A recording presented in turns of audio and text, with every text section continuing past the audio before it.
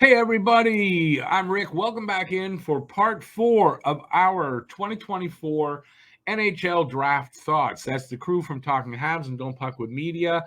I posed 6 questions to everybody and they gave their responses. This is the answers for question number 4, and that is, are you happy with your GM's performance on day 2? Let's hear what everybody had to say.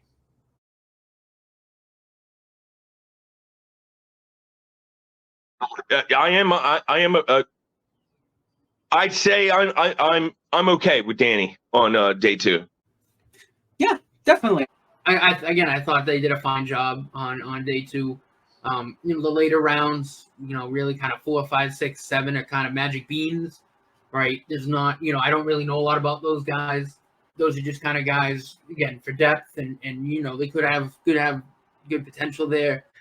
So day 2's performance, am I happy with it? Did I think they came away with all these, wow, okay, they got? No, I don't think that happened. I'll just put this short and sweet. I'm never happy with Don Sweeney's performance. So I'm going to do a little more research on their day 2 guys. So I don't want to lie and say that I know a lot. Noah Powell was probably the guy I did the most on.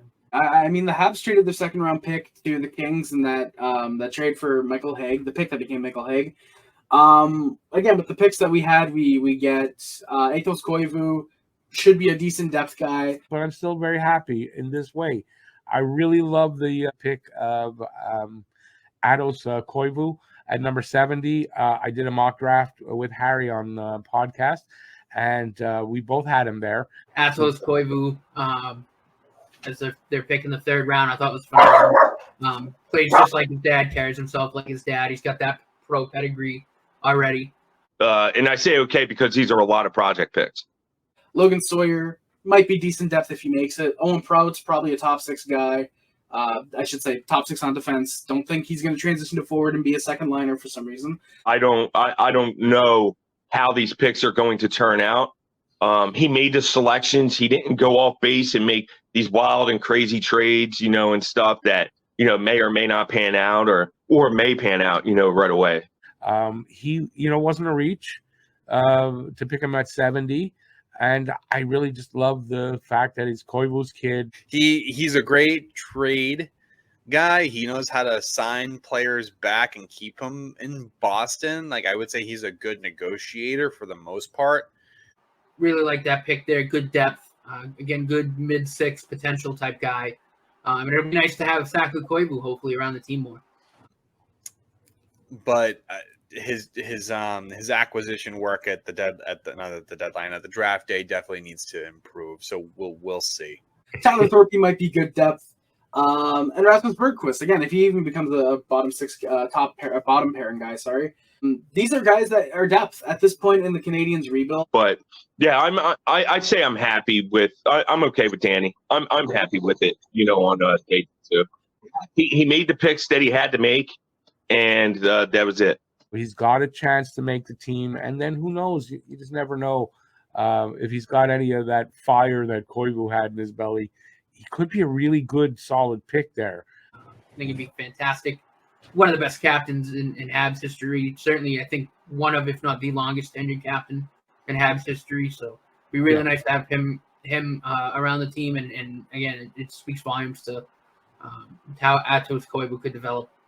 That's really all they need is just gather a couple depth guys. Michael Hague, again, probably maybe second, third liner, depending on how he pans out. Koivu's probably a third liner. Thorpe, if he develops, he's a big body, probably ends up being on the 4th line, which I could actually see him really panning out. I really thought, like on day 2, since the trade didn't happen on day 1, I really thought that there was going to be a player trade involved with the Flyers on day 2. I thought something would correlate or something would transpire on day 2, to be honest with you, in terms of a player trade. So overall, I think they did trade back into the 2nd round and traded that wild 3rd round pick. That's why I say I'm okay. I'm happy Danny didn't make these wild and crazy trades just to make a trade. As far as the rest of the picks, I don't know a lot about them, but I do know this. I think that they've got a lot of high risk as far as they might not make it, but also, they could have a high return too. I'm not saying their ceilings are super high. At this point, it's really just about depth. You already got your star in Demidov. You got Reinbacher last year. You got your future starter in Jacob Fowler last year. This year was really just fill out the team and really what the rest of the needs are, which they kind of addressed with a big body. That's for the bottom six to go with Florian Jackeye. With the risk, you may hit a home run with some of these guys. Yeah, I think so. I mean, that was part of the reason I was a little baffled we didn't go Aaron Kiviharju, because there's a high risk with him, but a very high reward as well.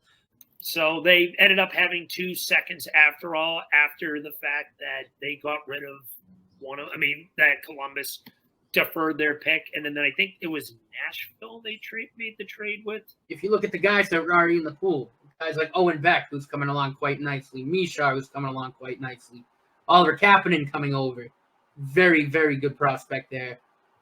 They have their guys in the system where, they're pretty safe bets that these guys should make the NHL and be productive players there. And I think Montreal's prospect pool is considered now one of the top 3, and I consider it probably the best in the league. They got 3 centers in a row, Hague, Koivu, and Sawyer, to address the probable leaving of Philip Mazar, I would assume.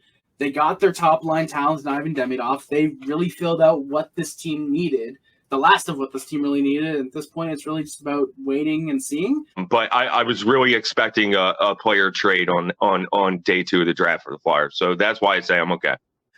With that in mind, they were able to take chances and take risks and maybe hit some home runs there because they have that great prospect pool now. Now it's just accumulating that depth, adding that depth, moving forward. Even guys that, maybe they don't quite get to the NHL level, but again, you can use them as trade pieces. They're loading up not to just have a deep prospect pool, but also to make moves in the future, thinking probably next offseason, I think, is where you start to see a lot of movement. It wouldn't shock me if Kent Hughes is up for GM of the Year award in a few years. Like, he's, in my opinion, top 3 GM in the league right now. And not only just building up talent, but also showing guys how he treats his talent, how well treated guys will be coming to Montreal. Like, it just all facets of being a GM. I mean, he's done it just about perfectly. There's a couple of guys that are on the young side, so it's gonna take a few years if they pan out. So they're thinking of the future, keeping that pipeline going. Well, yeah, Logan Sawyer might not be anything more than the 3rd, 4th liner. You need cheap depth like that. You need a cheap depth guy, like, for example, the Jake Evans, to take a 3-4 year deal at $1 million. With the way the cap's going, probably $2.5 million, but you get what I mean.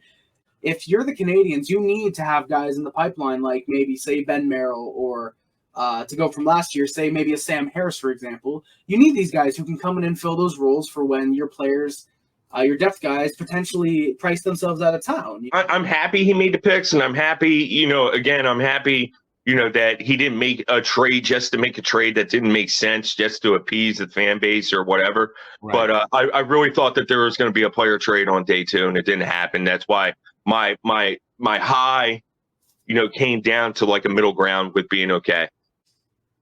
I think they did a good job. So, yeah, I'm happy with the performance of my GM on day 1 and day 2. And I couldn't be more happy to have the Habs in hands of this guy.